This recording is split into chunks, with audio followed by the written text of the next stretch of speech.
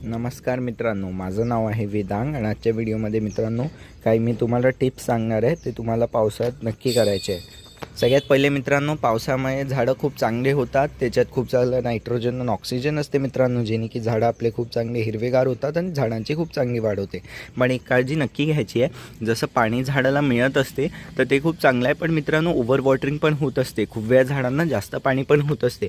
तर त्याच्यासाठी सगळ्यात पहिली टिप काय आहे मित्रांनो, जी पण आपली कुंडी आहे त्याच्या खालचे जे ड्रेनेज होल असतात, म्हणजे या कुंड्यांमध्ये जे मित्रांनो आपण छिद्र करून ठेवतो, ते छिद्र तुम्हाला सगळ्या कुंड्यांचे जे तुमच्या गार्डनमध्ये सगळ्या कुंड्या त्यांचं जसं आता पावसाळा सुरू झाला आहे तर सगळे नक्की चेक करायचे आणि ज्याही कुंडींमध्ये होल्स छोटे असतील किंवा नसतील तर ड्रेनेज होल्स नक्की बनवून द्यायचे।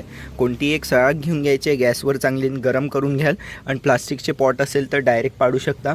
आणि समजा मित्रांनो मातीच्या कुंड्या असतील तर असं छोटंसं काही सळाग घ्याल आणि मग त्याला मागून असं थोडंसं तुम्ही ठोकून द्याल कशाने, हतोड्या वगैरेनी हलकंसं, तर ते चाललं जाईल। फक्त जास्त जोरात नका ठोकाल, नाही तर कुंडी तुटू शकते। तर थोडंसं कराल तर लहानसे छिद्र होऊन जाईल मातीच्या कुंडीत। पण मातीच्या कुंडीत मित्रांनो तेवढं जास्त काही ओव्हर वॉटरिंग होत नाही, कारण मातीच्या कुंडीत म्हणजे एअर सर्क्युलेशन होत राहते, तर झाडाला ओव्हर वॉटरिंग होत नाही आणि झाड जास्त पाण्यामुळे खराब नाही होत। पण जे प्लास्टिकच्या कुंड्या असतात त्यांच्यात झाड नक्की खराब होत असते। तर प्लास्टिकच्या कुंड्यांमध्ये तर ड्रेनेज होल नक्की असले पाहिजे। तर प्लास्टिकच्या जेही सगळ्या कुंड्या आहे त्याच्यामध्ये ड्रेनेज होल नक्की करून द्या।